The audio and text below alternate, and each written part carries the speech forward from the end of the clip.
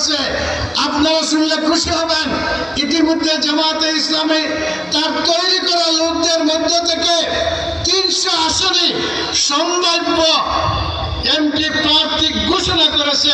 সবাই বলেন আলহামদুলিল্লাহ।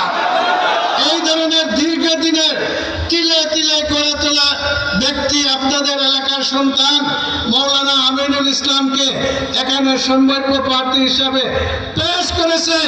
আমার বিশ্বাস আজকের এই দাওয়াত যদি আপনারা কবুল করেন, আল্লাহর দিকে ফিরে আসতে চান আর আসেন, তাহলে আল্লাহর আইন এবং সত্যকের শাসন এই জমিনে প্রতিষ্ঠিত হবে ডাক্তার শফিকুর রহমানের নেতৃত্বে ইনশাআল্লাহ। এবং এই বাংলাদেশ শান্তির বাংলা